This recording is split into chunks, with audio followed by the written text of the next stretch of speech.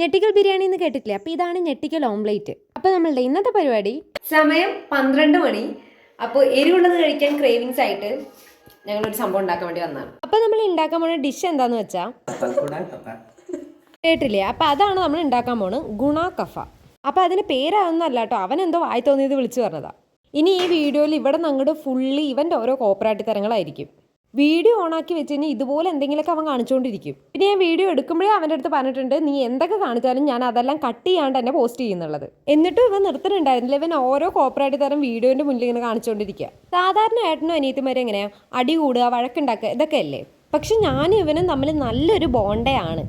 ആ ബോണ്ട എത്രത്തോളം ആണെന്നുള്ളത് നിങ്ങൾക്ക് ഈ വീഡിയോ കണ്ടാൽ അറിയാം. ഞാൻ ഏതോ വീഡിയോയിൽ ഉപ്പിടുന്ന കണ്ടിട്ട് അവന് ഇതുപോലെ ഉള്ളി ഇടണം പോലും, എന്നിട്ട് ആ ഉള്ളിയൊക്കെ താഴെ കളഞ്ഞു. കാര്യം പ്രായം 10-24 വയസ്സായി, കല്യാണം കഴിഞ്ഞു എന്നിരുന്നാൽ പോലും ഇപ്പോഴും ഇവൻ്റെ കുട്ടിക്കളി മാറിയിട്ടില്ല. കുട്ടിക്കളിയല്ല, പൊട്ടത്തരം മാറിയിട്ടില്ല. പിന്നെ ചിലവർ അങ്ങനെയാണല്ലേ, അവനവൻ്റെ കംഫർട്ട് സോണിൽ അവർ ഭയങ്കര ചൈൽഡിഷ് ആയിട്ടായിരിക്കും ഉണ്ടാവുക.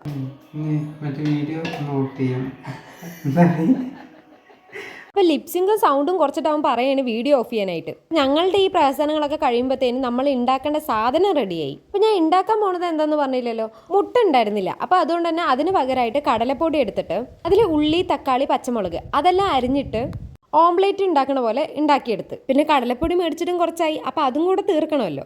പിന്നെ ഇത് കാണാനായിട്ട് ശരിക്കും ഓംലേറ്റ് പോലെയാണ് ഉള്ളത്. ഇനി ഇത് പൊട്ടാണ്ട് മറിച്ചിടണം, അവിടെയാണ് ടാസ്ക്. പിന്നെ ആ ടാസ്ക് പിന്നെ ഏട്ടൻ ഏറ്റെടുത്തിട്ടുണ്ട്. അപ്പം നമുക്ക് നോക്കാം അവൻ പൊട്ടിക്കാണ്ട് മറയ്ക്കോ ഇല്ലയോ എന്ന്. പൊട്ടിക്കാണ്ട് മറിച്ചിടുന്നതിൻ്റെ എക്സ്പ്രഷനാണ് ഇവൻ്റെ മുഖത്ത് ഈ കാണുന്നത്. അല്ല, ഇത്രയൊക്കെ എക്സ്പ്രഷൻ ഇട്ട് കഴിഞ്ഞാൽ അത് പൊട്ടാണ്ട് കിട്ടുമോ?